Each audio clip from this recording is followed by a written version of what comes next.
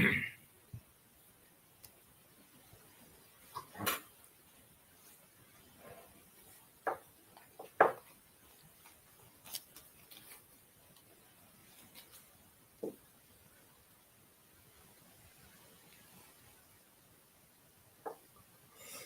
Evening and welcome to gun shot. Gun shot में आप सबका स्वागत है. Today we're going to talk of caste, religion, and politics in the Indian Army. And to talk about this topic, I have with me General Satish Dua.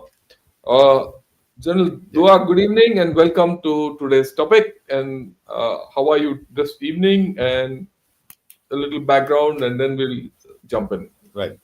Uh, Jai Hind, everybody, and sir, thank you very much for inviting me again. It's a delight to talk to you on this topic, especially because not only because it's a burning topic of late. We talk about what some opposition leaders have said. Rahul Gandhi, in particular, has said about the army. Then we talk about this officers' dismissal that was upheld by Supreme Court a couple of days ago on this ground on this prickly or sensitive topic.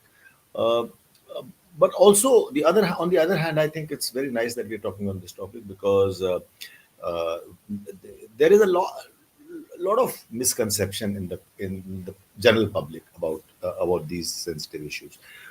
And I think you have your experiences of dealing with all the faiths, religions, and following their rituals. Because every army officer has. I mean, just because two of us are talking, it doesn't mean everyone has that. We have our Mandir Masjid Gurdwara in Jackilai Regiment. I have all the troops of all the faiths in my regiment. So we we will talk about. I think it's a very important topic here, and thank you for inviting me. Yeah. Right. Thanks a lot for coming over in the evening and talking about this. Look, let me tell everyone, like what General Satish Dua said. I'll be very open about it and candid about it because all of us in the army have very strong feelings about this issue. Oh, Mr. Rahul Gandhi has spoken what he has spoken. We'll discuss it. Then this a Christian officer who's been dismissed from service very legally on this sensitive topic. It's gone through the process, right, from the lowermost court to the highermost court in the law of the land, and is gone. And plus the issue of that there are many loose comments like, is the army politicized? And, we have a political army and all that. We're going to talk about these three issues, and then we're going to come up with our personal experiences to highlight a few issues which are often misconstrued by most. I do hope many people see this. And if let me put it at the outset, if you have friends, relatives, and anyone in the army, send it. Of course, we'll be sending it to the ADGPI and all those so that we have open discussion. But let me lay a set of ground rules. You can ask any question, we'll answer it. We'll take it on.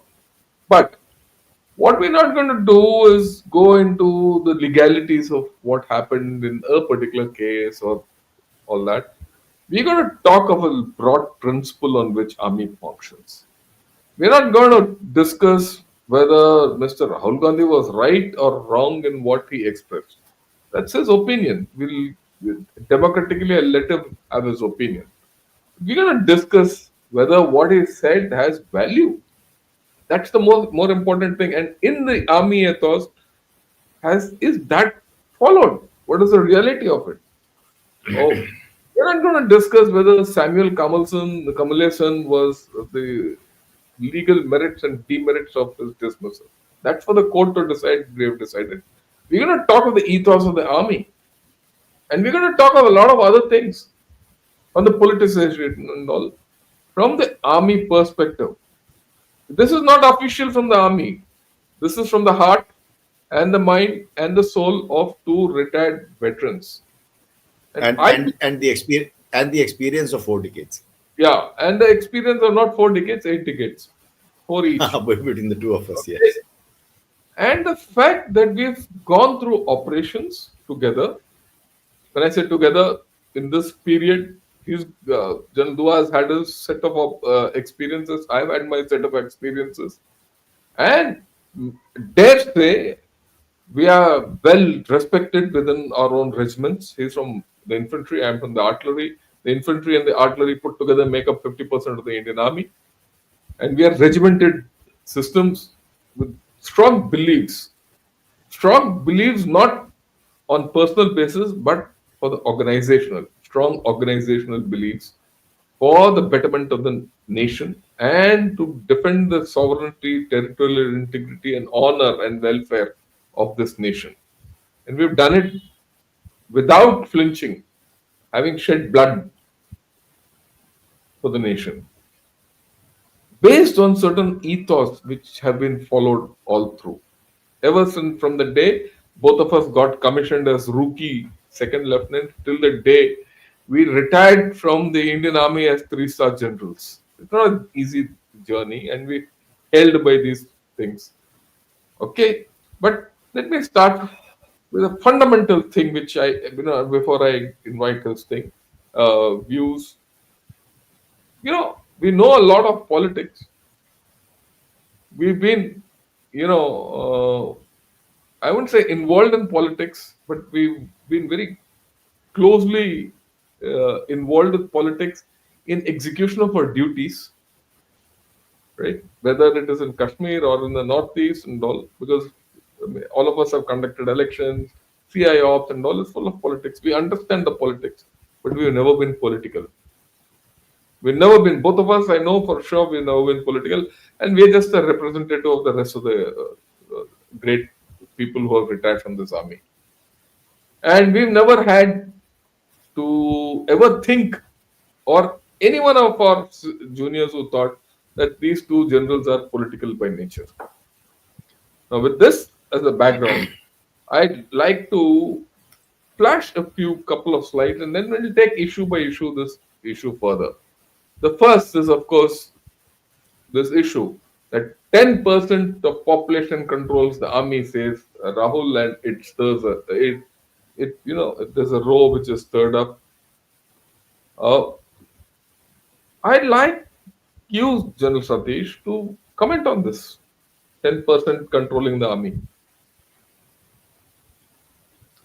Uh, you know, I tweeted about it. This news, the clipping that you see, it has a small little blue dot on the top left corner, and I because of that I know that I took this picture from Times of India, to which I subscribe the day it happened, and I tweeted. It had a lot of traction.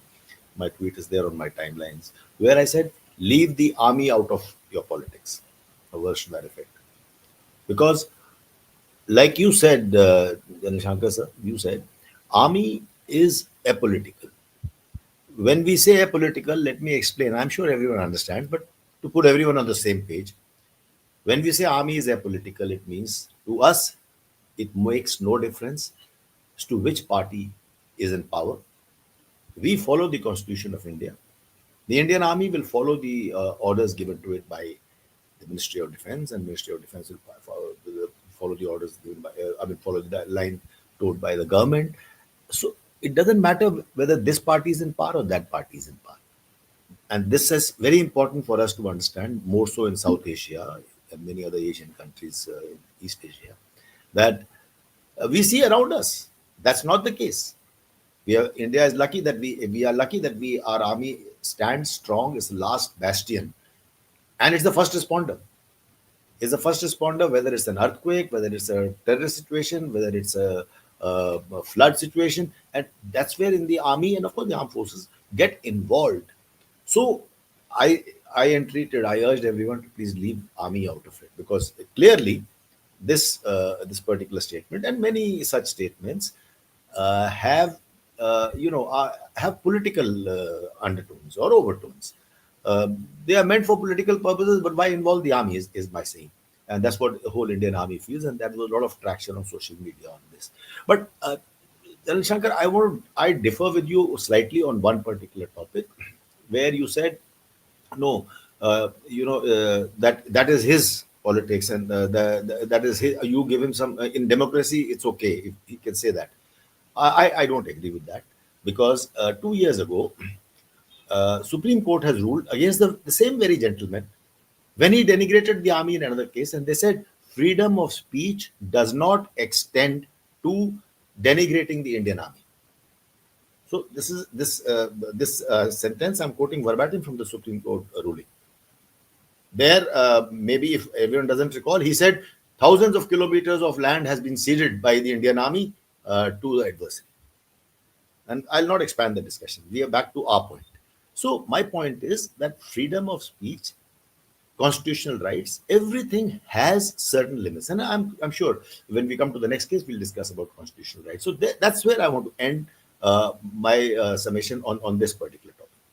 Yeah, but I go with you. I see that the point you're making, but I still grant it to him. Look, he's the leader of the opposition. He can talk what he wants. But my point is, moot question. Does 10% of the army control the entire population or whatever is spoken? I think we should not even dignify his comment with a reply, because we should not be now replying to what he's saying. I don't want us to comment on. This is my view. I always say Yeah. when someone asks me, "Oh, you were the man who did the surgical strikes," वो तो हुआ ही नहीं था. Then I say, if you think वो हुआ नहीं था, then I will not dignify your question with So a reply. yeah, So my that's point is, yeah. So no, no. we should not I be go with you. answering what he says. I go with you. Yeah. So the point, no, what the point I'm trying to make to everyone is this: a ludicrous comment like this doesn't deserve a response.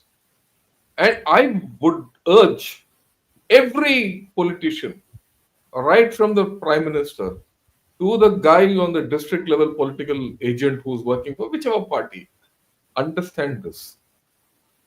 We don't go, what General Dua said is important. We don't go by which party is in power or not in power, which party is going to gain power or not gain power. That is immaterial to a serving army officer.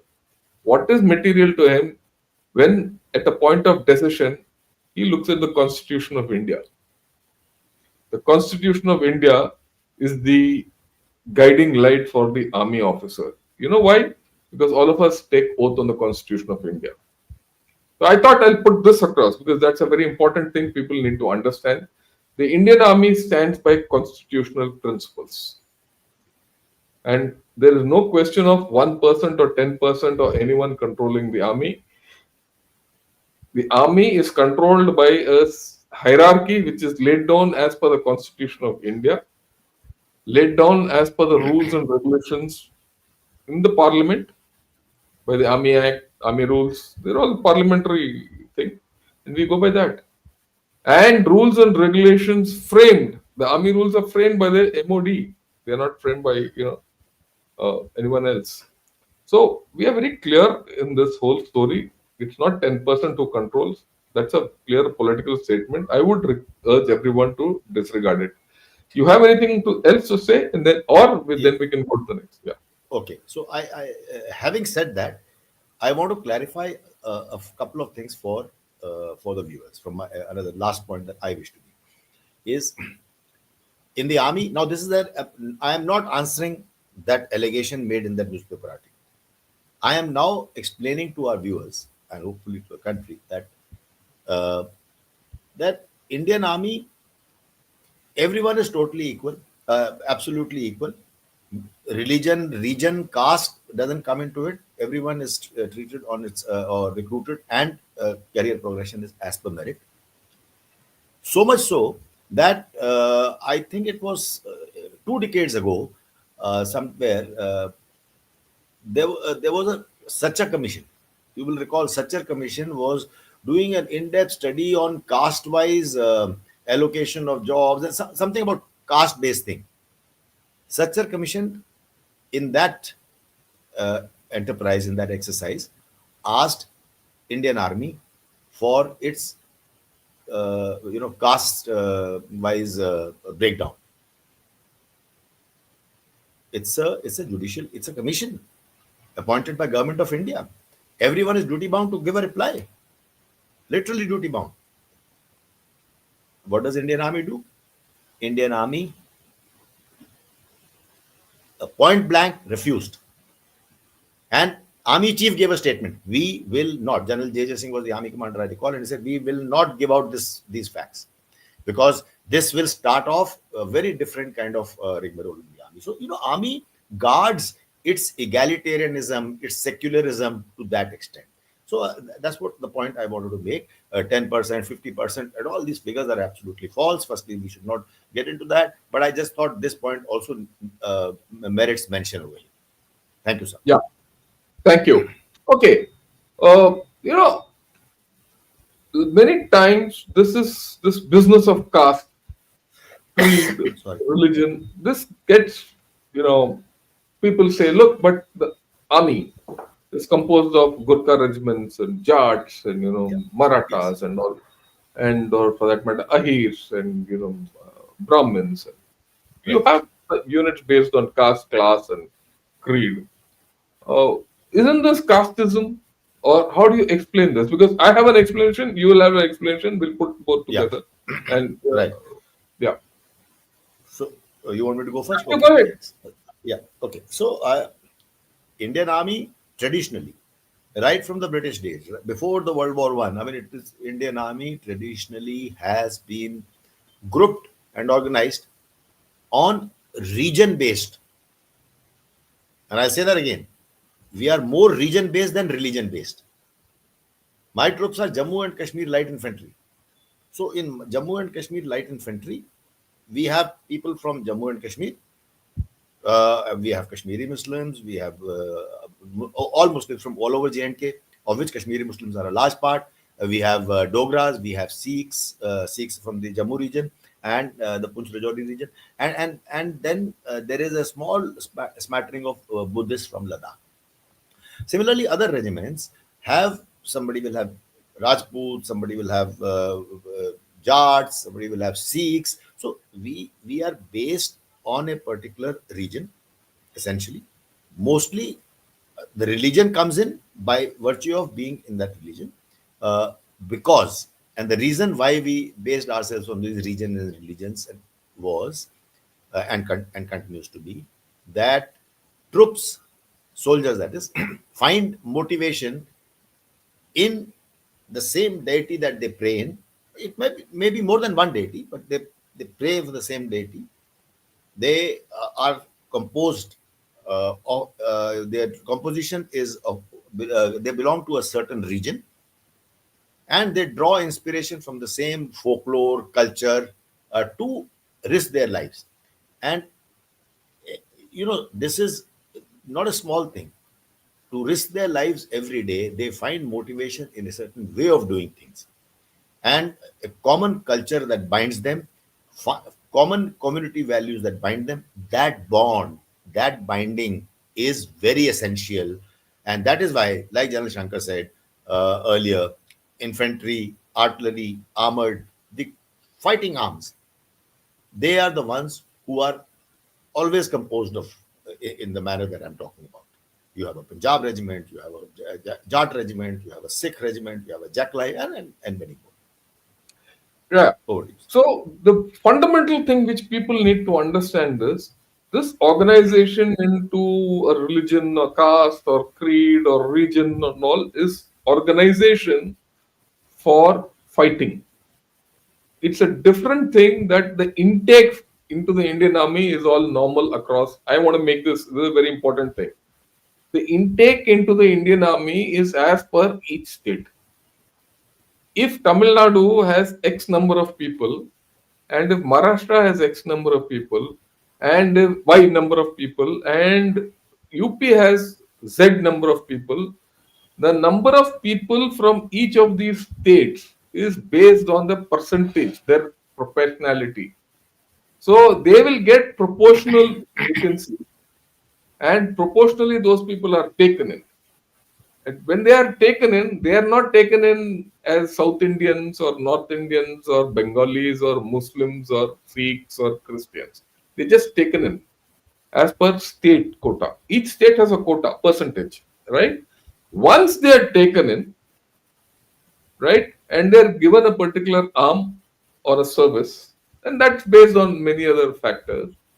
Then these people are taken and said, okay, I have my, say, Jackalai. Jackalai is a battalion, which is a regiment, like what General Satish Dua has, which is essentially from Jammu and Kashmir. So all those people from Jammu and Kashmir who are draft or rather brought into the Indian army, recruited into the army, are sent into Jackal. Some guy, a As per, whole as per, lot of sorry for interrupting. As per vacancies. as per vacancies, yeah, as per So vacancies, and the everything is other as per and the vacancies. other yeah, and Yeah, others will go to similarly, EME or yeah, no, similarly, if a whole lot of uh, if suppose X number of people have, as per proportionality, have been recruited from the southern states of, Kerala, Puducherry, Tamil Nadu, Karnataka, Andhra Pradesh, and Telangana, right? These people are sent to the Madras regiment, which is basically caters for these people, right? The South Indians. Similarly, everyone is, or for that matter, if a number of people are, brought in from or recruited from Maharashtra, then they go into the Maratha light infantry, right? The total number of people entering the Indian army is proportional and is not based on caste, creed, or religion. Understand this. There is no caste, creed, or religion given any weightage when a chap is recruited. What is given weightage is the which state he comes from, how many vacancies he has in that state, and does he qualify. If he RMP. qualified, yeah, yeah, RMP. RMP. We could explain that concept of Yeah, RMP. you might like to, yeah, we might, please So, explain that. so, so, so that everyone understands that General Shankar is not just giving a generalization. I just thought we'll bring in this term, 30 seconds explain that. We recruit people, army recruits people, like General Shankar said rightly, as per the populations. And it's called RMP, recruitable male population. So, Yeah, recruitable, that is, they are in the age bracket of recruitment. So, recruitable male population of of a state is so much. And that is why all the states have a pro rata representation. So that yeah. quota, like you were saying, that quota is fixed, and this is the way it's calculated. So people get into the Indian army based on the recruitable male population, which is based on it's a pro rata representation into the army. Okay, that's the first thing. Once they have come, all these chaps are in, then they're reorganized based on what I said, traditions, the way that we fight together, we live together, there's a whole lot. And then they're sent to the particular thing and it is organized. And we also have mixed units, pure mixed unit where there's Yes. nothing. It's not as if, right, as if everyone in the army goes to Jakalai or Gorkhas go, only Gorkhas go. No, it's Gorkhas are there in other units also. Sardars are there in mixed units also. Okay. So this is just the way the army organizes itself for fighting. I'm saying for fighting is different from the way the army recruits people. Recruitment is pro rata. Fighting is based on your ethos, your religious ethos, your cultural ethos, your regional ethos. Okay, so that is what one has to understand fully. Uh, is there anything else you want to say on this? No, no, thank you, sir. You covered it Yeah. very well. One more point I'd like to thing is this is not applicable to officers. For officers, there is nothing called recruitable male population. There's nothing called proportionality. There's nothing called religion. There's nothing called caste, creed, nothing. And all, So yeah, there is no RMP. There is only M. yeah, M, M stands for merit. merit. M stands for merit. Merit. That's it. And today, earlier maybe you could have said M stands for male. Today that is also No, not there. I understand. I know it doesn't. That's not there. So In it, fact, I must tell you, yesterday morning, I went to the hospital to get my eyes checked, and there was a nice little girl who, junior under officer in OTA, who says, "Look, sir, I want to join the artillery." I said, "Ah, my heart, blew up 10 times. She wants to join the artillery." She didn't know that I was a DG artillery sitting next to her. So, right. So, as far as officers are concerned, it is only merit. No religion, no caste, no region, no nothing. And after merit, the second, of course, is the medical. Medical standards have to be met, right? And that's one. Promotions for officers is based purely on merit. I'd like you to comment 1 or 2 minutes on this, and then we'll move ahead for the next topic. no, I think you said the ground very well, launch into the further discussion that officers are recruited on the base of merit. There is no embargo. There could be all from one state. I mean, there will never be all from one state. I mean, but there is no embargo. It is as per the merit, and the merit list is drawn, whether it's for the National Defense Academy, IMA, or OT, and other academies. Now, since it is based on merit, and so we are then allotted regiments, which are also random, or as per our choices, if it can be fitted, but then it has nothing to do with your religion or region that you will be allotted a particular regiment. But once a regiment has been allotted, whether it's That's an your artillery religion. regiment, armored regiment, or my jackal regiment, you remain in that regiment. You remain in that regiment only till you become a commanding officer, which is about, it used to be 20, 22 years during our times, but nowadays it is about 16 to 18 years of service. And so till then you remain in your regiment. Thereafter you can graduate to higher ranks if you get promoted on merit. Having said that, so when you go to a particular regiment, the officers are then subsumed by that regiment, the ethos of that regiment, the culture of that regiment, the religion, and I'll say that again, the religion of that regiment, because we are taught, and officially, it's not just a upbringing point, that an officer adopts the religion of his troops. And we use the word troops, we're talking about soldiers in a particular battalion, in a particular regiment. So, officer assumes the religion of the troops, and this is official. And of course, now when General Shankar comes to the next point, we'll discuss this more. Yeah. Okay. Now, I'm going to show a picture which has caught many people's attention and probably got into this thing. This is of General Bipin Rawat and, offering his thing to the god, and with the Chief Minister of UP. This picture invited a lot of things that look, this is politicization of the army. Uh, and I would like to say, having seen this, I'll take the picture off because the picture is not important. Um, it was said that look, he hobnobs too much with politicians, and such pictures should not be shown. It went into the media, and a lot of things are there. And this similar kind of a thing has come up with the present chief also in big thing, and it keeps coming up in some form or the other. Or I would say not politicization; it is more of religion in the army. You in the uniform, you shouldn't be seen next to God, whichever. So I'd like your views on this. Do you think this is right, or this is the way it is being misrepresented?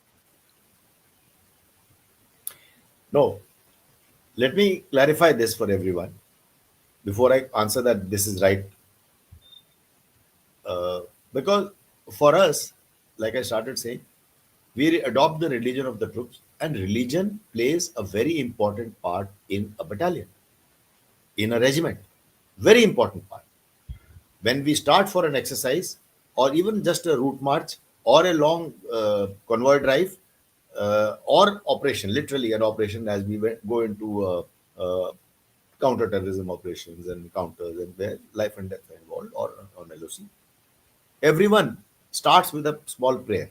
On the MT is where mechanical transport, where our vehicle fleet is. Of every regiment, there is a small mandir. They start after paying obeisance, whether it's a mandir or masjid or a gurdwara, that depends on the religion of the troops. So everything we start with religion. So religion is so important that we all attend our mandir, our masjid, our gurdwara, our gumpa, our church, whatever parade is of belongs to that regiment, is in that regiment. We call it mandir parade. We call it masjid parade or gurdwara parade, whatever. So my point is, it's a parade. It's duty, and we go in uniform. Sometimes, if it is on a Sunday, we may go on CVs, but often in my battalion, uh, the mandir is on Tuesdays. So we go. We do not have a morning PT. We go to the mandir, gurdwara, and masjid, and so we do that thing, and thereafter we start joining a parade. So we are in uniform. So because not only this particular picture that you spoke of, there were once again earlier also there was another picture of another chief in uniform, and saying that why is he there in uniform? In uniform, we have sat down and we have done the havan or whatever the religious rites that have to be undergone. You have done it. I have done it in uniform. So the point I'm trying to make here is that religious ceremonies are our taken as a parade. That is the sanctity we give to it. So it's a combination of military and the religion because it's a parade. So here, if a chief is seen here, General Rawat is not in uniform, and I'm telling you, I've seen a picture of a chief in uniform, which again drew a lot of comment. But I think this is how I want everyone to understand. Yep. Let me tell you, uh, I'm a gunner. Okay.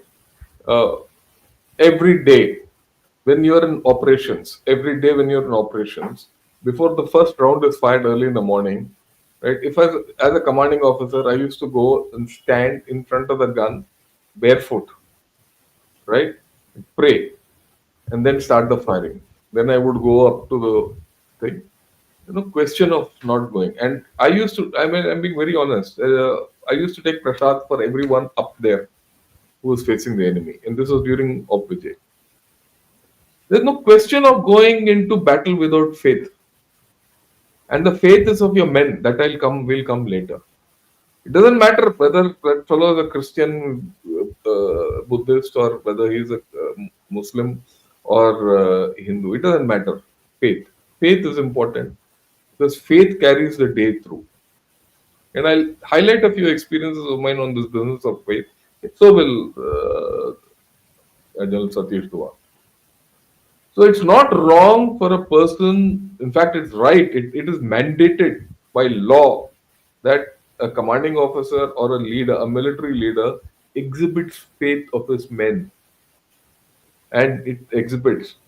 As far as this picture is concerned, well, who are we to comment if, Bipin Rawat is with the chief minister of UP and they decide to go to a mandir and then someone takes a photo and puts it up? How does that become political? I don't understand that at all. Yeah, please. Can I just chip in here? Yeah. General Bipin Rawat has done this. I think he was a CDS at that time, if I'm not wrong. Or was he chief? Yeah. That doesn't matter. Both are chiefs. But Buddha Amarnath Yatra. Buddha Amarnath Yatra is a very famous pilgrimage every summer in Kashmir. We know that.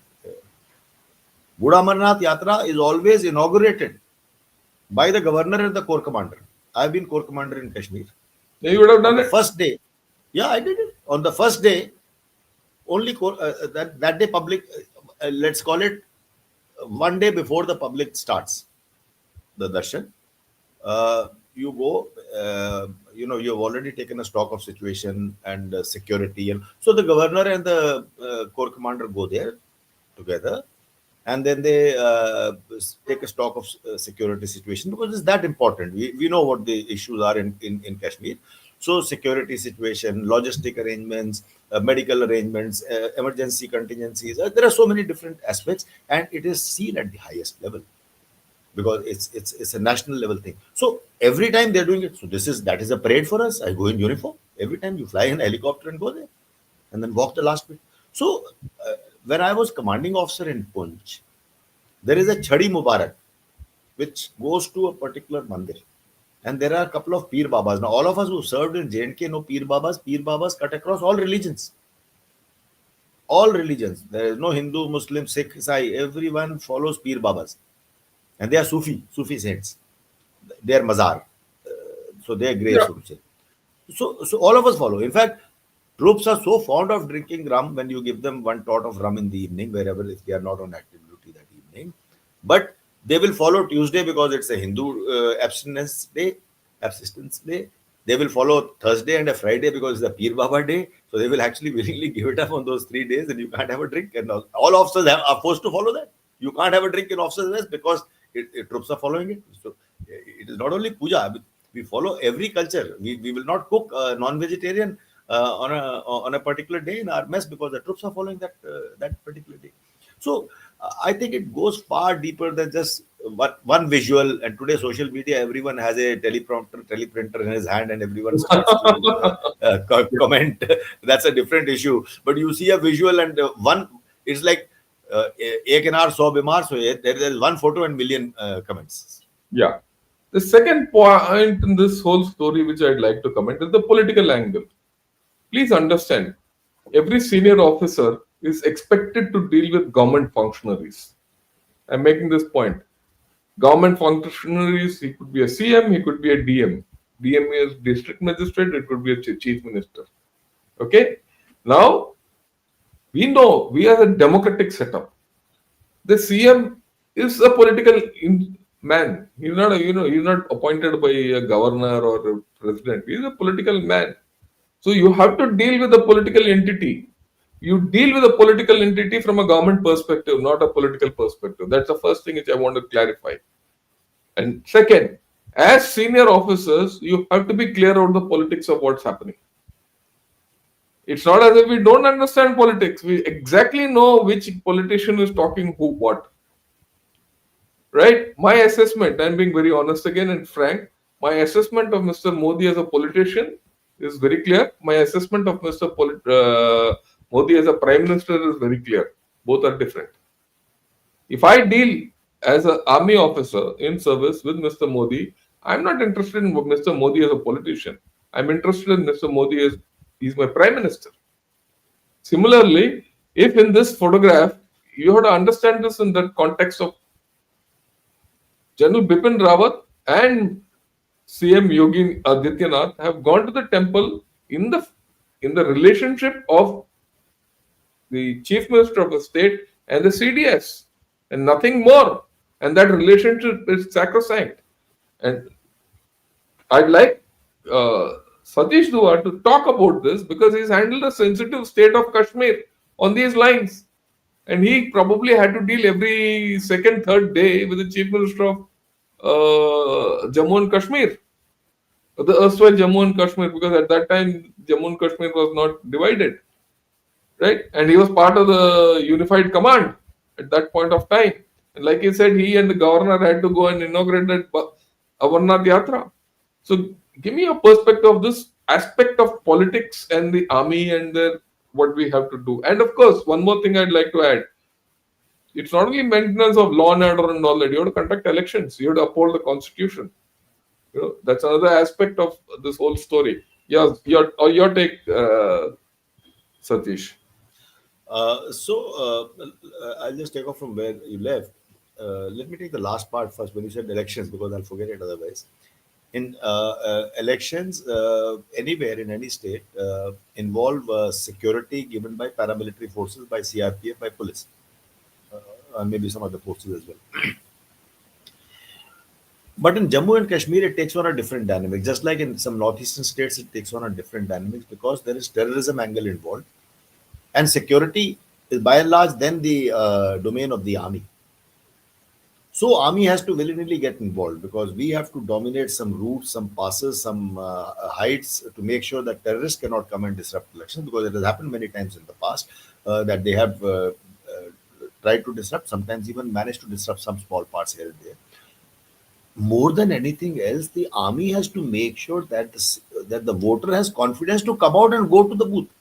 Because there were times when terrorists used to issue threats: anybody who will go for voting will be killed, or their family will be harassed. And there were decades when we had very less voter turnout, and that is why voter turnout in Jammu and Kashmir today is a bigger metric of peace and stability returning to Kashmir than any other thing, and which we saw in the last elections. So, having said that, in Jammu and Kashmir, in Assam, in Mizoram, Manipur, where also I have served, in all those places, you have to deal with the highest level at the chief minister. When you're a corps commander or a GOC, you deal with the chief minister because a unified command headquarter, as it is called, a unified headquarter, as it is called. The unified headquarter has all the components under it.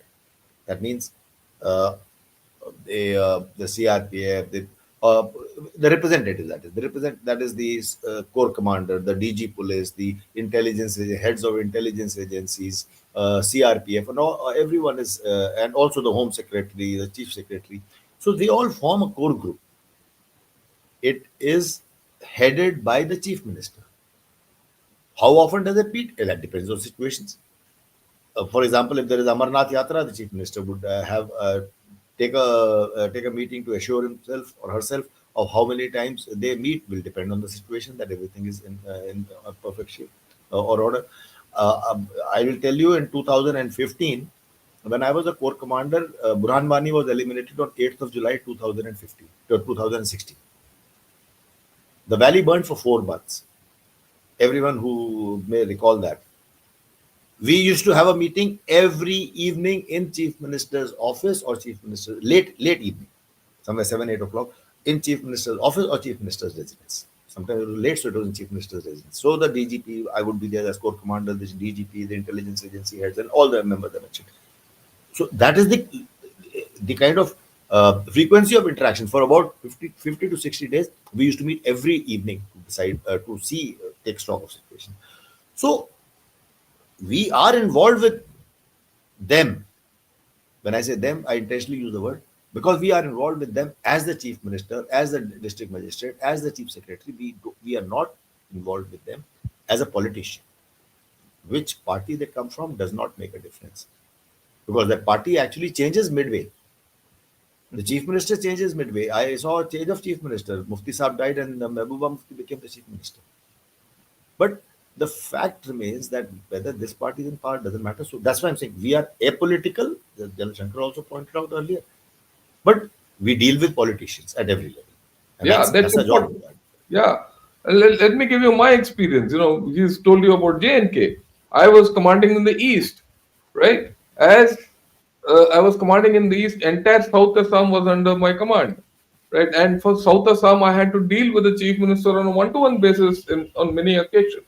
Similarly, in Tripura, I was the senior most officer. So I had to deal with that chief minister for Tripura, anything happening in Tripura. And incidentally, let me put it, one chief minister was from one political party, the other was from a different political party. So different ideologies.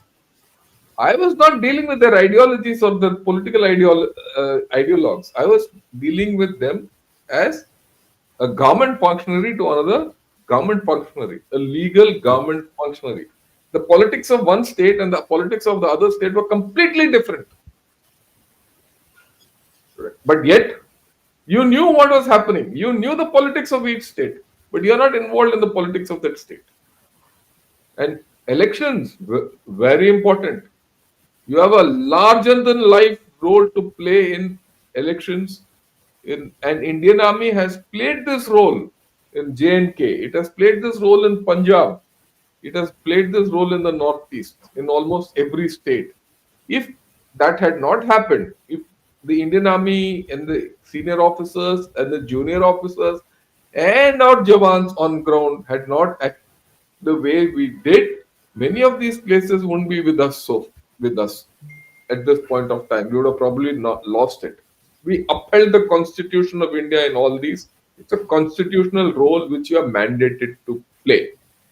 Any comments on this before I jump to the next one? No, thank you, sir. I think we. Okay. Right. The third aspect which I thought I will highlight is something which, this has come. There's an officer who has been, dismissed. He's a Christian officer for refusing to join the regiment's religious rituals. Again, the law has taken its course, and there's no the supreme, what shall it's the highest court of law. The Supreme Court has upheld his dismissal, right? And a lot of people have spoken about this. A lot of people have spoken about this.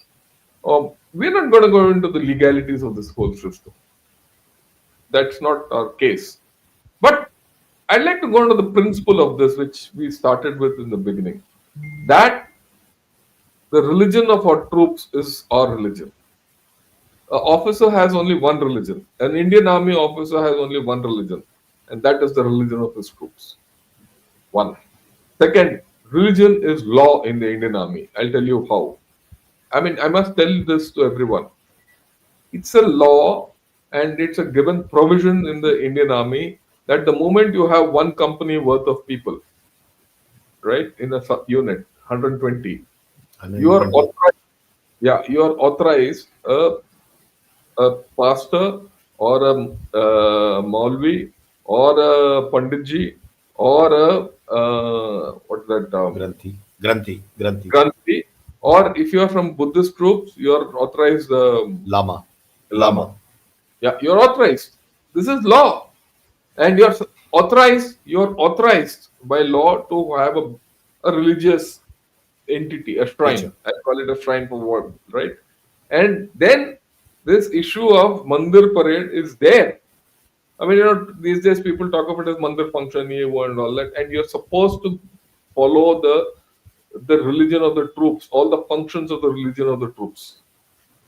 As and that is why you have national holidays which are based on religion. It's not something, these are all law. This is not, I'm not talking of illegal things. And what's more, these mandirs or masjids or churches or whatever it is, the money which comes into it, the funding of these is also as per a law, as per a rule, or as per a regulation. And you cannot discredit them. There's no there's no scope for that. So right. Also, this is the background under which the Indian Army functions. So I'd like you to highlight this and probably say why is this officer being dismissed? I'm not talking the legal aspect of it. I'm talking of the leadership point of view and the ethos point of view. Yeah, Uh, you see, we are not talking about the legal aspect of it because legal aspect has been taken care of both by the army and the Supreme Court. So legal aspect of the Supreme Court would have upheld it if there was something wrong legal. Uh, why does the army attach so much importance to it that an officer had to be dismissed? So we have to understand that we cannot allow everyone to continue to have to say that in the name of religion I will not do it, or in the name of constitutional right I will not do it. Let me.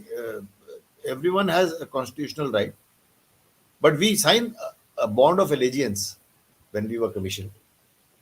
For example, we sign up for the fact that we are on duty 24 by 7, 365 days.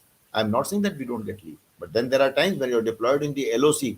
There is no time. There is you can't say this is my private time, or after 6 o'clock is my time. The terrorist or bullet does not wait for anyone. So my point is that while we are also Indians following the same constitution, the certain freedoms that every citizen enjoys do get curbed. I have no hesitation in saying that. Now, to say that I will not, so it is my right that I will not follow a certain religious right. That is not simply not allowed, because if we start doing it, is a matter of discipline.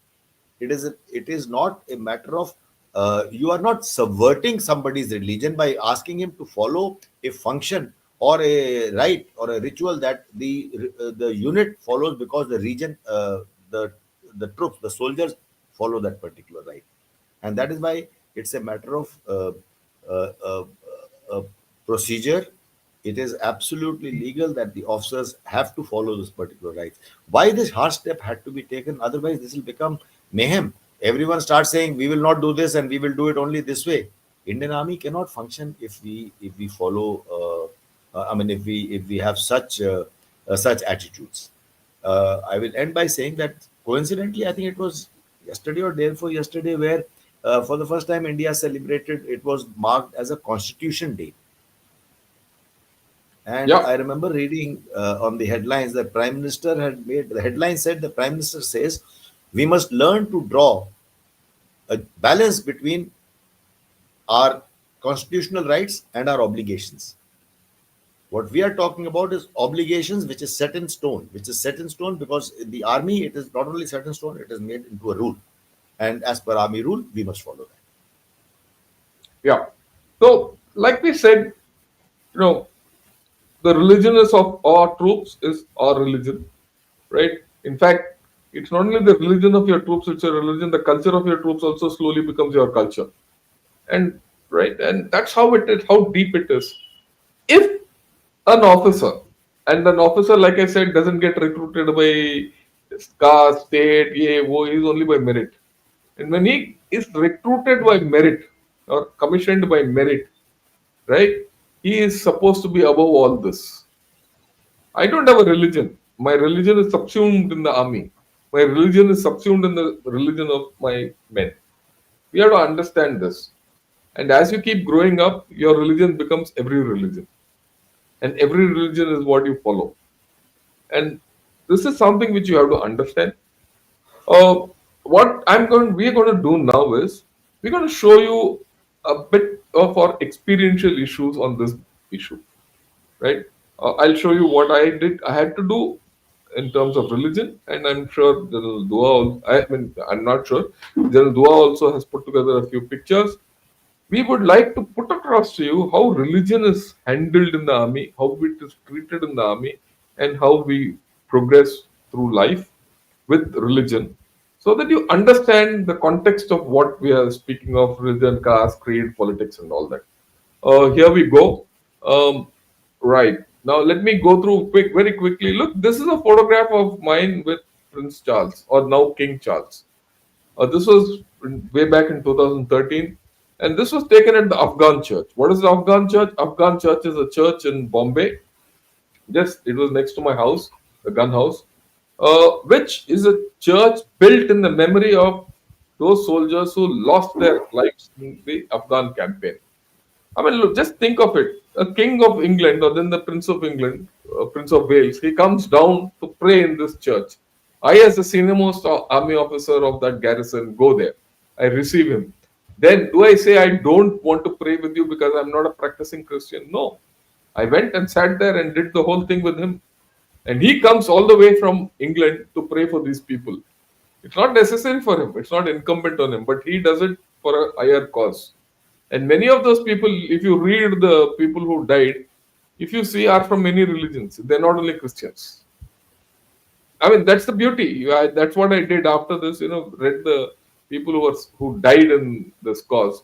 But not only Christians; they were all from all religions, right? So you do it for a purpose. That's what I want to put across to you.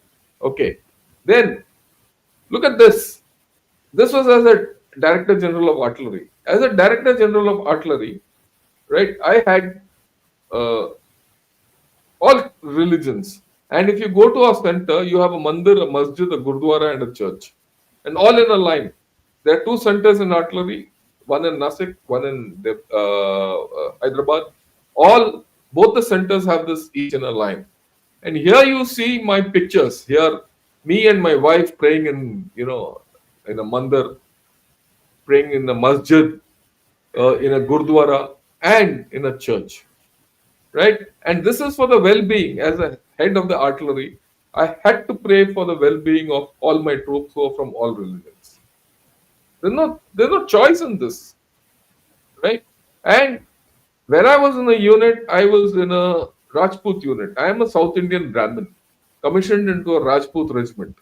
Okay, and this Karni Mata is the reigning deity of this regiment. End of story. This Karni Mata is today, even now, the reigning deity of all of us in our family. I'm talking of my family. My family has adopted this, whether we like it or not. As a commanding officer, I had to do Havan. And this is me sitting with all my JCOs and men in doing Havan for the betterment of, and my Sundar Major and my Panditji and everyone, for the betterment of our people, and the unit. And what's more, in a Rajput regiment, you do sacrifice. There's a goat, and during Navratras, there's a ritual.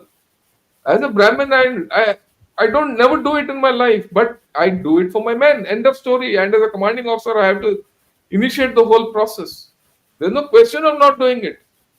There's no personal belief in that. I might not believe in it, but if it is a belief of the troops, and it is a belief of the lot of people who, and of the reigning deity, and this is what, or thing demands, I do it. As simple as that. Because I lead them into battle. And I'm expected to do it. If I don't, then the men will not probably have faith in me. It's a matter of faith, it's a matter of your tradition, it's a matter of leadership, right? I just thought I'll put all these across. And now I'd like this is from the Jammu and Kashmir Rifles. So I'd like Satish Dua, please explain this. So, like I said, my regiment is Jammu and Kashmir Light Infantry. This is like our center in Srinagar. Our soldiers belong to all these religions, and this is the attestation parade. That is the passing out parade of the soldiers after 1 year of training. Uh, when they pass out, they all have to swear, like we swear, officers swear allegiance by the constitution. They do it by the Dharam Granth. Dharam Granth means it's a Gita for Hindu, the Quran for Muslim, the Guru Granth Sahib for Sikh, and so on. So these are the all the four Dharam Gurus are walking with their Dharam Granth, and the soldiers with their upraised arm, we stand like this, and depending on what is your religion, you touch your arm to that to the Granth, the religious book, and take the oath. So that's how it parade goes. Next, sir. This is our Mandir Masjid Gurdwara. We have Mandir Masjid Gurdwara under the same roof. You can see the Granthi here happens to be in forefront, but you will see if anyone on the large screen, you will see that where I am standing, my wife is there, other ladies are there, but where I am standing, I am wearing a Kashmiri Muslim cap. So because that masjid, that's where I am standing, somewhere there is the masjid, and then there is a mandir further to the right, and all is in one space. So MMG for us is not the medium machine gun; it is the mandir masjid gurdwara also. And the next photo you will see us. One of the photos will come. You will see. So this is again the Eid function, but you see the Granthi is also there. There are people from every religion you can see over there. Next. Again, but I'm in uniform. Please note that it's a parade. In that picture, previous picture, I am in uniform for a Eid celebration. Thank you. This is the holy, and you see the Maulvi, the Granthi, the Panditji. We are all playing holy together. I think that's a very telling picture, and you can see troops behind. So it is not that we are staging one particular thing with four people in a photograph with some color. There are all that dance going around and whole in the parade ground there, in the ground there. Next, please. One of our battalions, 5 Jackalai, had made a very interesting memento. You see this little plaque they've made. It has the Guru Granth Sahib, it has Allah written, it has Ekumkar, it has a swastik, all those. And in the middle, there's someone is very artistically designed. It's a mixture of all that. It is the mixture of Ekumkar, Om, and Allah, and Om Padmanabh. Om Mane Padmanabh. Okay. Next. Sir. Again, I am there in the leading the Eid prayers, the namaz, Eid namaz. Okay. Next, this is the Mandir Masjid Gurdwara. You can see the three structures, and but the space in the center is where you saw the picture earlier. The space, the big hall, the hexagonal hall in the center, that is a common space when everyone prays there. Next. Now, the next two pictures, like General Shankar said, that they have adopted Karni Mata in their family. Army is not a job; it's a way of life, and in the way of life, you imbibe the culture of your troops. When I was with my troops, with soldiers, I have kept roza in Ramzan and upvas in Navratri and so on. This, when we constructed a house, I live in Gurgaon. This is a very small puja ghar that we have in our house, and these are two different photographs which have been put together. So you see the entrance is to the right hand side. You see this with all in my house. We have got this Ekomkar, Om Padmanabhi, everything put on one wall, and on top it is written MMG. On the left, if you see, this is MMG, and inside the photo of Kaaba, Harbandar Sahib, there is a Golden Temple religion, and then I have a Christian cross and everything. We can't see that from up close from here. Next. So much so that this is both my sons got married by all the religious teachers. This is the way that we do things in our regiment. So you see the Panditji, the Granthi, the Maulvi, everybody is there. So the wherever done by the Panditji, but the Maulvi did the dua, the Granthi Sahib did an ardas. So uh, this is one of my younger son's marriage. So this becomes a way of life with us. What our soldiers' religion that we adopt. Thank you. Yeah. So this is what we thought we'll put across to all of you. It'll That be interesting to take some questions also now. yeah, we'll take some questions. This is what we thought we'll put across to Yeah. others. There's no hold barred. There's no holds barred in this, right? Okay, let me add one point to everyone. This is how I would say the majority of army officers are made, right? We take what we've earned from our men or what we've imbibed from our men to our grave on that. But there are a few who have a different point of view. After all, it's a democracy, right? And some people after retirement come out with their own views. They take to certain politics. They take to certain way of life. They take to certain religious extremities. I'll put it this way, or they take to their own religion in a more fervent way than what they were expected to do in the army. They were good officers. They continue to be very good officers within the army. After they retire, they've chosen to go back to what they were. We respect that. We have no problem.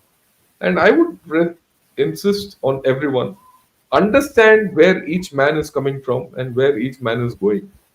And then you'll get the answer whether the army is political, apolitical, religious, irreligious, whether we have caste, creed, or religion. Right? We have none. And before I take questions, would you like to add anything to this aspect, or then otherwise we'll take questions? No, sir. We'll take questions. Thank you. Okay. Right, let me take some questions. At the outset, I'd like to thank Hans for having gifted this Ghana Short membership to everyone. I'll take a few questions. Okay. Yeah, Lieutenant General Shankar, these narratives will fall flat on the surface. I'm a proud Indian and I'm absolutely apolitical, and only party I believe is Indian Army, the moral army, the most moral army in the world. Thanks a lot for your views. Yeah, okay, yeah. Anyways, I just run a company based in US or of India. Out of India, I was just trying to bring foreign reserves to India. Oh, good. Continue doing that. Politicization of army is not good for the country. There's no problem. That's not there. Yeah, all these narratives are run by foreign intelligence agencies and their news media stooges. There was one advertisement that Indian military officer cannot marry his daughter funded by China. Your views on this? The issue of foreign intelligence. I'm not uh, talking of the second one, but the first one. Funded by China. Okay. Uh, you see, for very good reasons, uh, there is there is a procedure that the officer who wants to marry a foreign national must apprise the army in advance and seek permission. There is a system. No, marriage is a very big thing. If a serving officer or a serving army person wants to invite somebody to his house or office of for socialization or for an official discussion,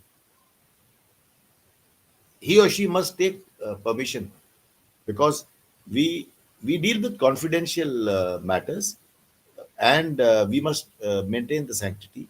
And so the intelligence agencies, the army military intelligence in this case, will do due diligence uh, when a name is put up. And in any case, it will be on record. You have to put it on record that I am interacting with so and so, or I will be interacting with so and so for this purpose. And in the after that, you submit a report as to what was the discussion. Having said that, marriage is a very big thing. Marriage is that person will, your spouse will actually become the part of the regiment or the unit. So the army has to be informed, has to be on board about the antecedents of the person that an officer uh, is going to get married, and that is the reason why this is. So this question of being funded by China. I mean, I don't know what is a full stop marriage Yeah, daughter. we can leave that out. I don't So think. we leave that. I think We'll, I've made the position very clear. yeah. That's the position. Yeah, army should not be apolitical. Our oppositions are full of traitors, and we cannot turn a blind help. It does not help. If army is politicized, you see what is happening in the neighboring countries, all around us. I mean, Pakistan, of course, is an extreme example. If you look at Pakistan, the army chief has made himself the field marshal. He's made himself the constitutional head. Now the federal constitutional court is under him. I mean, he's got legal immunity. You know, there that is lawlessness. I don't agree with that. I feel we are very fortunate that our constitution, our institutions, and army itself, everyone has held itself apolitical, and we are very proud of it. All other countries, without naming them, you can look into the events or things that have happened. We are dealing with. Now I will say three of them because we were dealing with Pakistan and China. Now we have also started dealing with Bangladesh actively. So, that's fine. Yeah, I agree with Lieutenant General Dua. Bloody hell, do not denigrate your own services. I cannot see why Lieutenant General Shankar is being so lenient. I understand what you're talking. Look, I don't lock horns with fools. That's the first thing. Let me be very clear about it. One. Number two, look, at the end of the day, the way I look at it, Mr. Rahul Gandhi is the leader of opposition, right? And he's been voted into that position by the people of India. If I don't give that birth to the democratic principle of the people who have voted him into power, then I'm abusing the people, not that man. Please understand. We look at institutions. It's not the man who matters in these issues, right? That's why you have to give a bit of leniency to the people of India, which is more important than anything else. Yeah.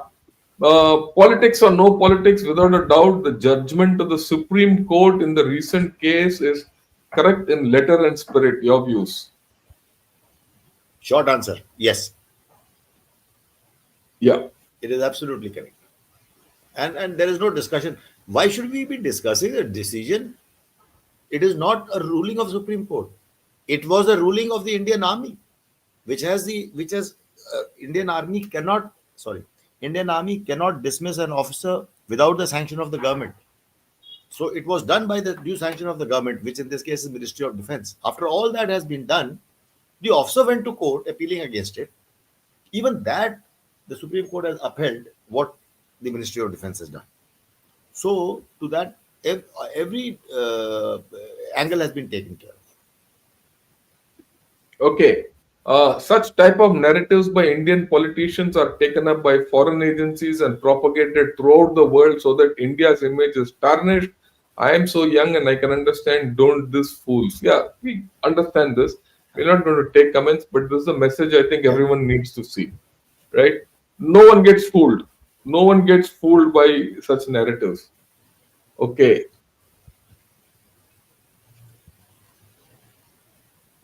Yeah, political parties are bound by political, not national interests. And on the other hand, army is disciplined plus apolitical. Why don't they openly enter politics in India? Then, if they enter politics in India, then army will also become like that. I'm being very blunt. We need to save this apolitical character of the Indian Army, where we don't base ourselves on caste. This is what we have for the last 75 minutes we have been discussing. We don't base ourselves on religion. We don't base ourselves on region. We go by a recruitable male population by state, and thereafter then divide them for sake of culture and motivation to fight. And why should you politicize? If you politicize, then there are, like any other government job, there are reservations, there are caste based things. Let the army be professional, and let it be totally apolitical. I don't think there should be any debate on that. Yeah. Then, of course, good evening, General Sirs and fellow viewers. Please like, subscribe, and share all. Very glad to have General Dua again. Yeah, I am also glad that he's Thank you. come back, right? Thank you very much. These days he's very busy. It's very difficult to get hold of him, right? Uh, yeah, I'm shocked and surprised that there's no big backlash to such an irresponsible, incendiary, and divisive comment by someone in a constitutional position. Defenders of constitutions are absent. Well, I think there's enough backlash.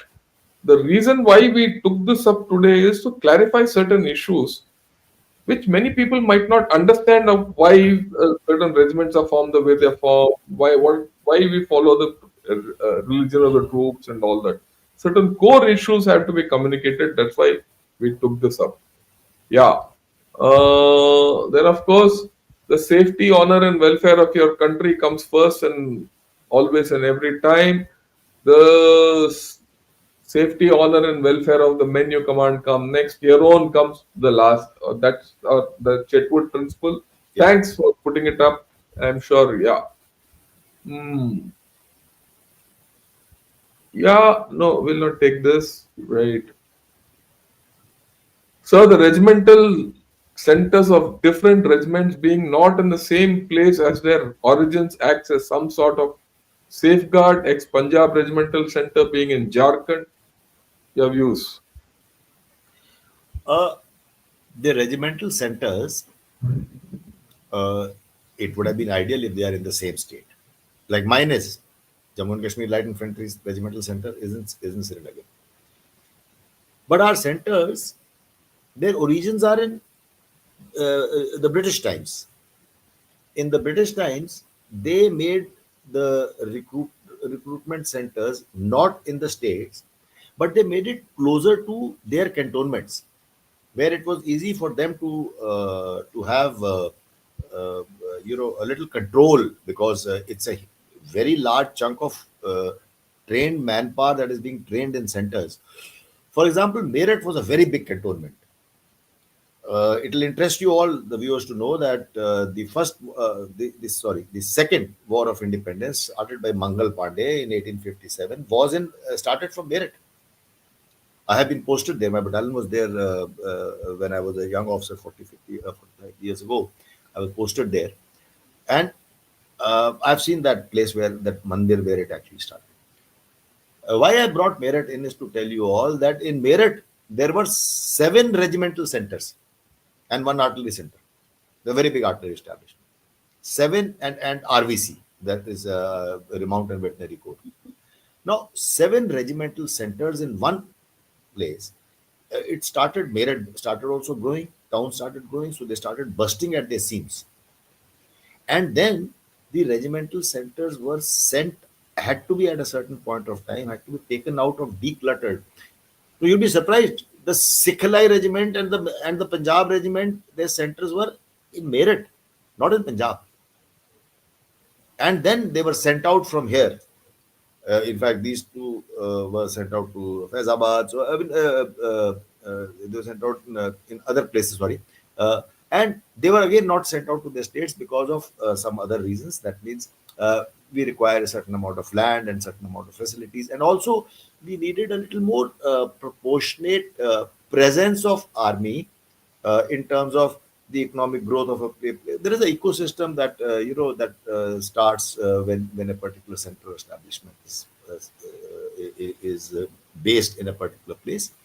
So all those factors were kept in mind. So that is the origin as to why centers now don't end up. Most of them, in fact, I'll say most of them rather than don't end up in being the states in the state of their recruitment. Yeah.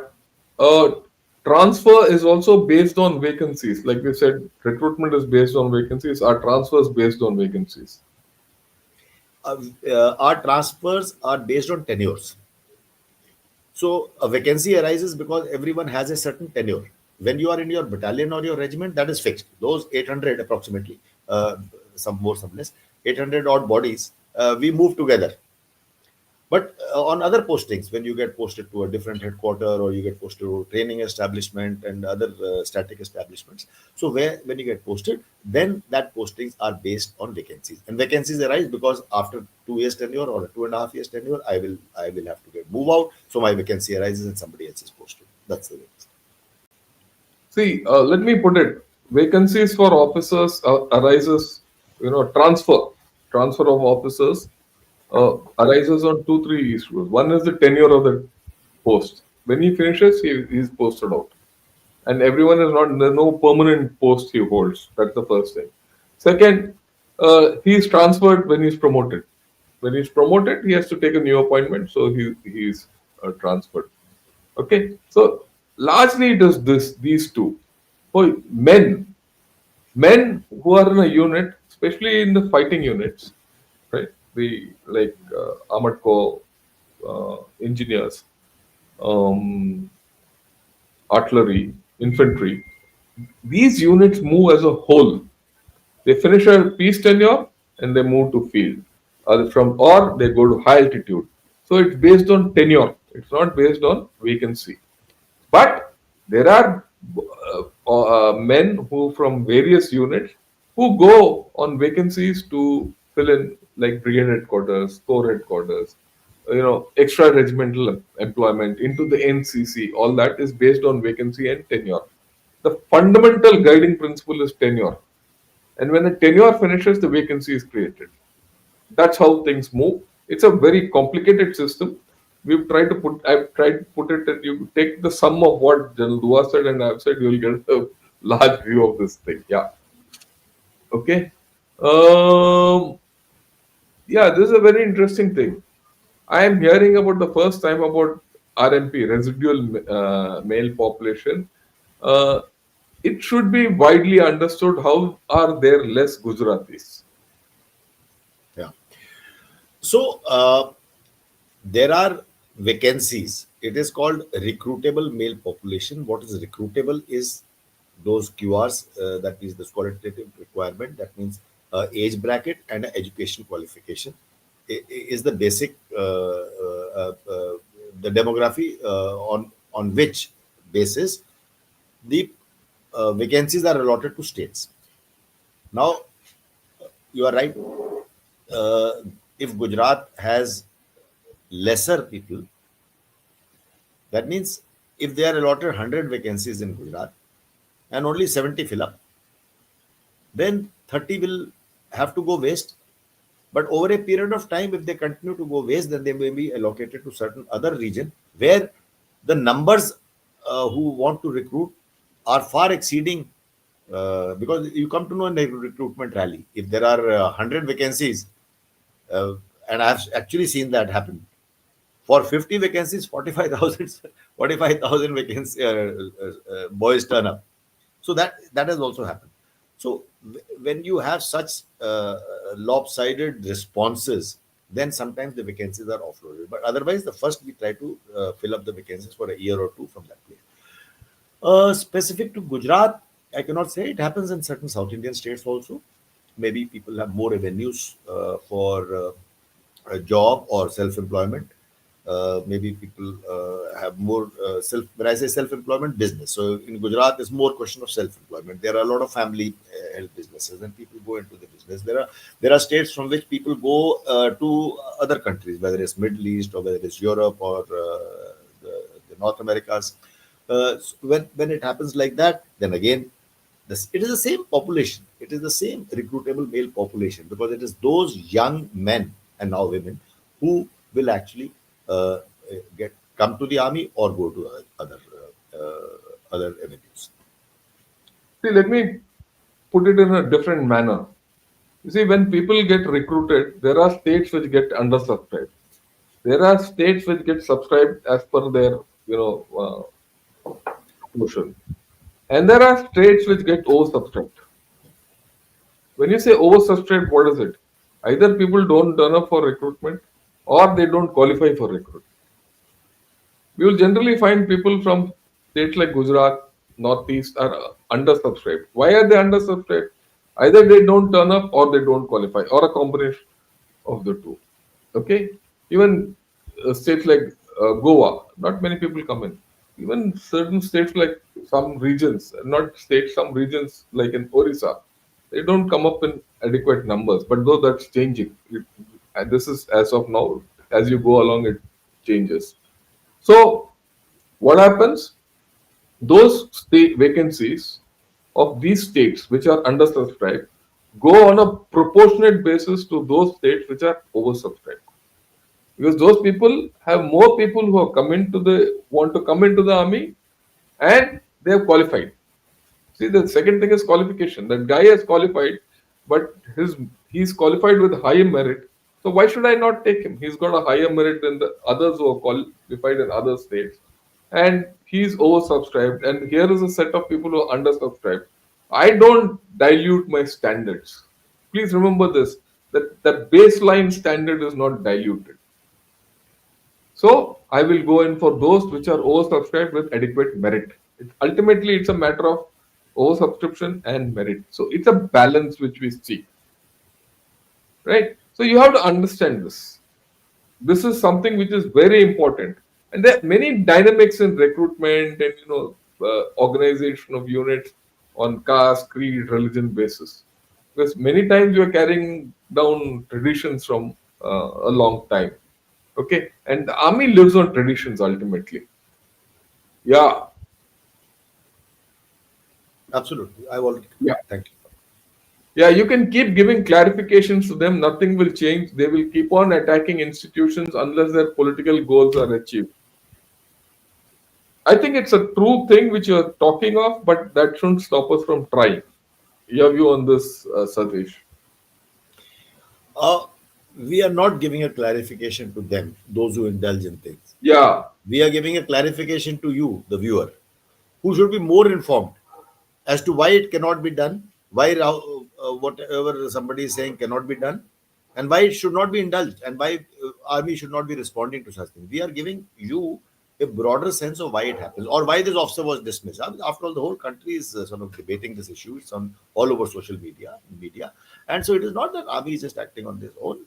We are doing it for the reason, and that's what last 90 minutes we have spent trying to explain to you, not to them.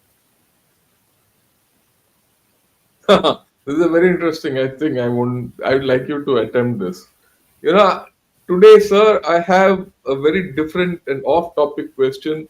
How do I discipline myself? I'm very lazy in everything. How to keep up my morals and do things? I do not find anyone better than two generals from the army to advise me. Yeah, your view. Firstly, I think you should. I'll answer the question in two ways. Huh? First, I will try to attempt a answer seriously, and then second, I'll tell you something in lighter vein, half seriously, but only half. That means the other half is serious. I think if you know, I think it is Kalidas or somebody who said, I may be slightly wrong who said, but let me. What is more important? What I want to quote is acceptance of acceptance of what has happened is the first step to overcoming the consequences of what of that thing that has happened. So my point is, you are accepting yourself that I am how to discipline myself. So you recognize in yourself that there is a need. So you accept that there is a need to discipline yourself. So discipline can mean different things.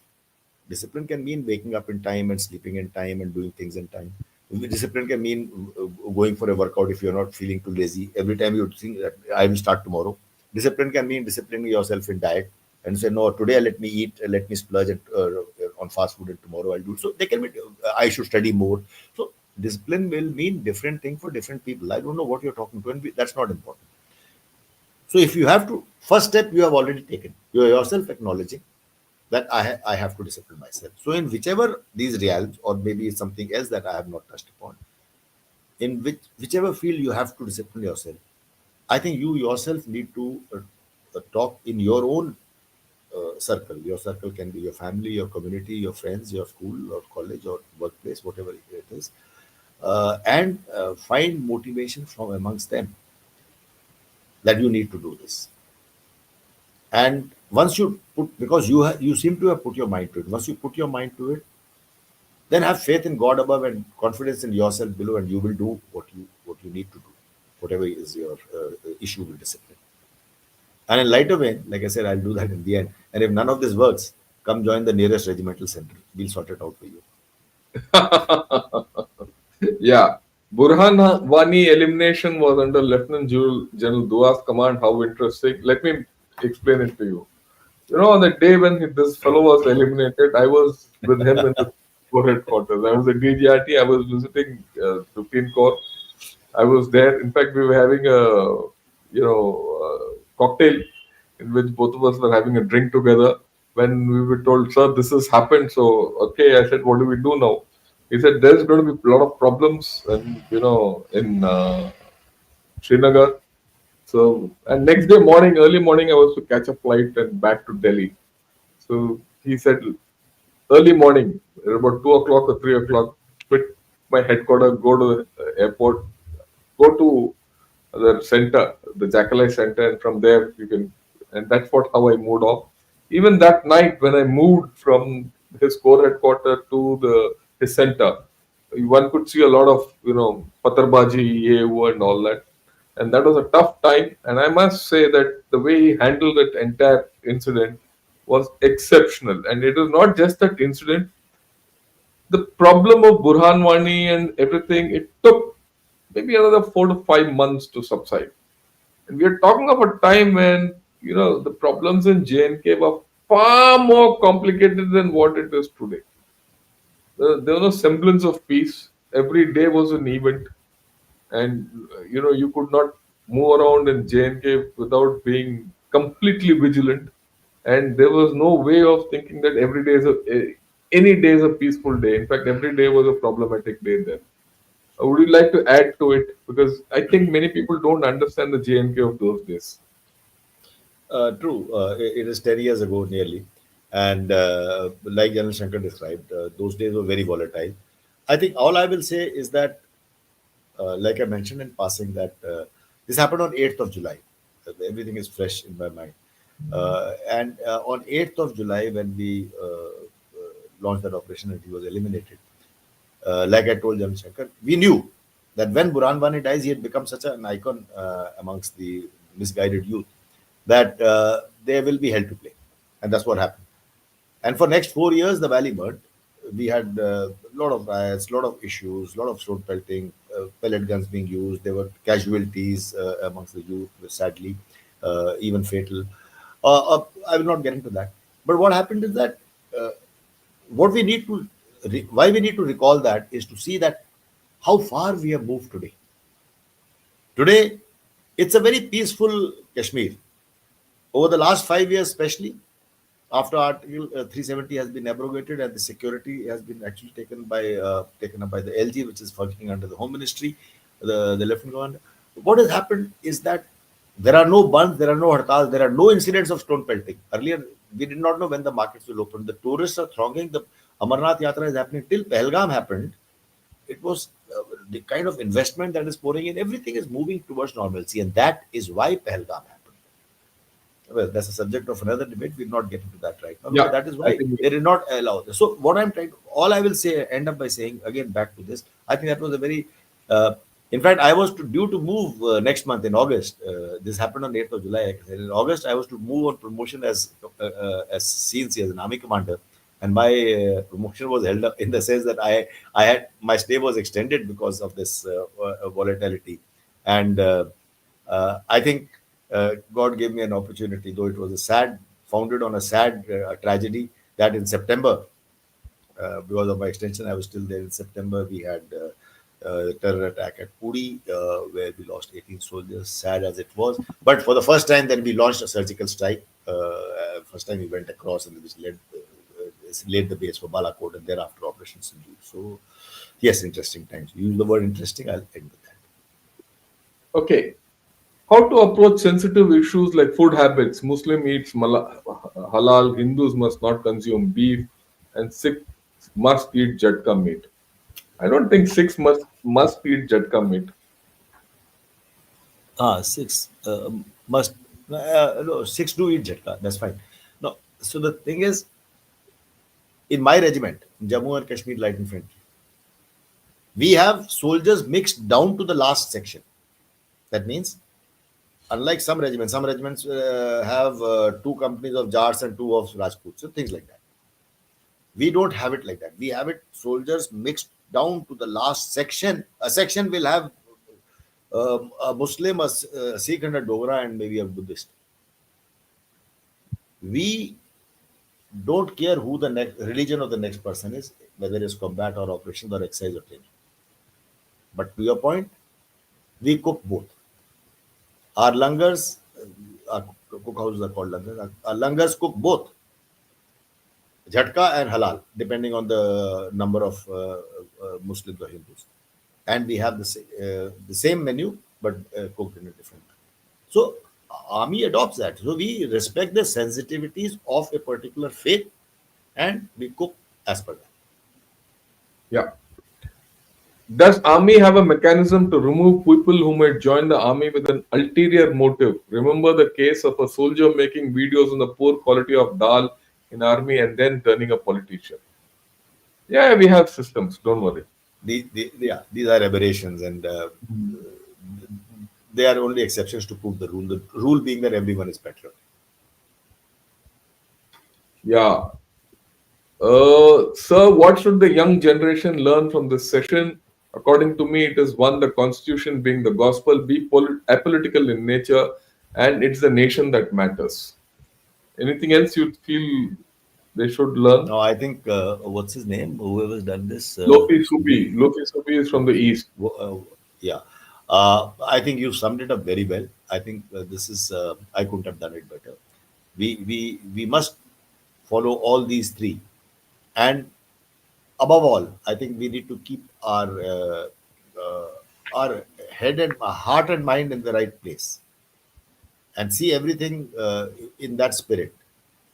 Be kind to the fellow human beings. Be patriotic to the country, but be kind to a fellow human being, regardless of the faith. Right. Thanks a lot for your contribution, Kiran. And of course, yeah, this question, sorry for going off topic, but whether the new normal must be applied to the recent attack since the political atmosphere doesn't indicate overt operation. Look, we've discussed this in detail. I'll not go into Yeah, this. We've yeah. discussed this This is immediately. The recent Delhi case, in fact, actually, to be very interesting, we are coming back to full circle. The last time we wanted to discuss this topic, the Delhi attack took place, and General Satish Doha and I ended up discussing the Delhi attack on the day we wanted to discuss this. You're coming back, so you can have the last word on this, Satish. Sir, I'll have to leave after this. Actually, Yeah, we'll I last got to this join end the of meeting. Yeah. Okay. So, look, uh, can we always, if there is a terror attack, can we start declaring, can we attack Pakistan or selected targets in Pakistan? Uh, I don't think it works that way. When you look at responses, the responses have to be in different domains. For example, if you recall, in Pahalgam, people don't recall that now because Operation Sindoor has occupied your larger mind space. But what was the first response that Indian government took? In 36 hours, we took that, or somewhere around that time, I don't know whether it's 24 hours or 36 hours, a decision was taken and it was announced to the world, including Pakistan, that Indus Water Treaty has been held in abeyance and diplomatic staff is withdrawn from the High Commission. That Indus water is going to hurt them much more than anything else. You you down a target, whether it was a terrorist headquarter or an airbase, Nur Khan airbase or anything, they will construct it again. They will rebuild that mosque under in which that the Jash headquarter was there. They will, if terrorists have been killed, more terrorists will be recruited. All that will happen. But that Indus Water Treaty, if they start getting less water, that farmer will not will have a good produce. The whole country will go into a depression. You know, roti kapda makan. When we say roti is the first thing we say. So there are larger issues. The responses have to be multi-layered. We only don't have to see a drone attack, a missile attack, a air attack every time. Let's wait for the response. There will be responses. Everything frankly, last time we remember, Shankar, we said that somebody asked a question, and I don't want to repeat that now. He says that we don't talk about this particular thing. I said, yeah, not talking about that is a statement in itself. A particular Yeah. response being spoken about. We know about, let's me not get into that. So I think we'll have to leave it. Yeah. Thanks a lot, Jandua, for coming over Thank you, today sir. evening and talking about this. I'd like to thank you personally on this. And I'd Thank like you. everyone to like this video, subscribe to Kana Short, and also press that bell icon. And most importantly, send this video to all your friends so that we all understand the ethos of the Indian Army in the right spirit, right? And at the end, I'd like to thank all of you who have attended this evening, and I'm grateful to all of you, and I'm thankful to all your comments which have come, which are actually quite reassuring and heartening. Thanks a lot to everyone. Good evening, Satish, and good evening to viewers. Jai Hind, and have a Thank great you. evening. Jai Hind. Jai Hind, everybody.